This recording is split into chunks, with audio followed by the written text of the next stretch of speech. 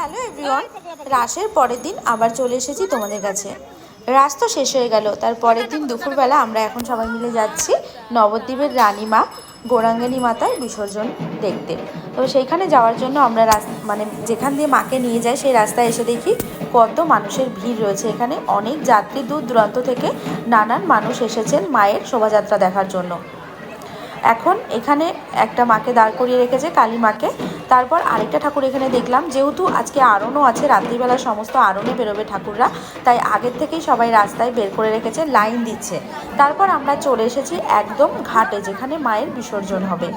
আর ঘাটে এসে দেখলাম, ওখানে কি মানুষ দেখেছি, ঘাটে এসে দেখতে পারলাম না যে কত যাত্রী আর কত মানুষ দূরের থেকে মায়ের বিসর্জন দেখতে আসেন।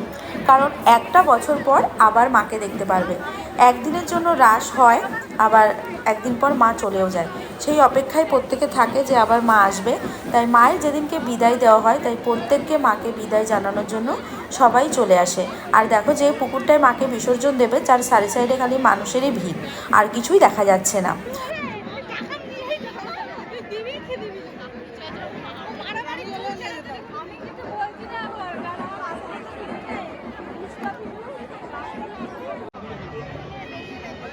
এখন হলো মায়ের অলংকার খোলা হবে, তারপর মাকে বিদায় জানানো হবে।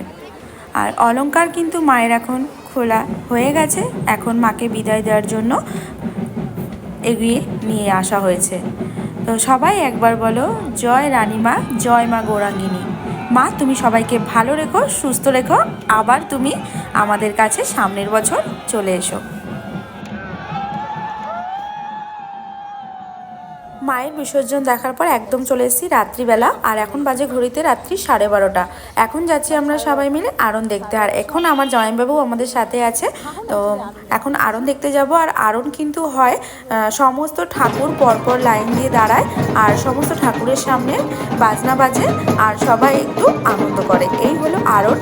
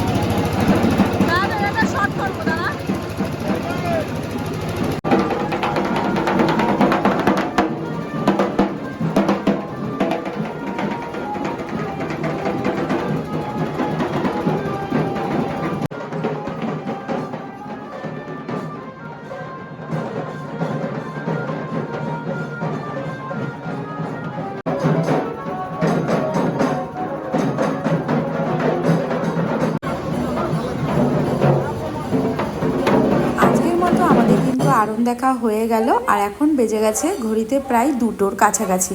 তো এখন আমরা যাচ্ছি বাড়িতে, কারণ আরণ তো দেখা হয়েও গেল।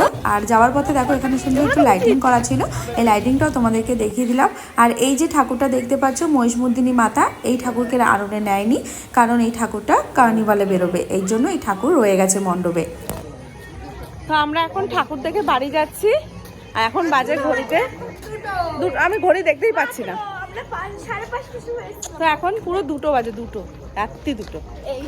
এই যে দেখতে পাচ্ছ তোমরা, পুরো 2টো বাজে। তো 2টোর সময় আমরা এখন ঠাকুর দেখে বাড়ি যাচ্ছি।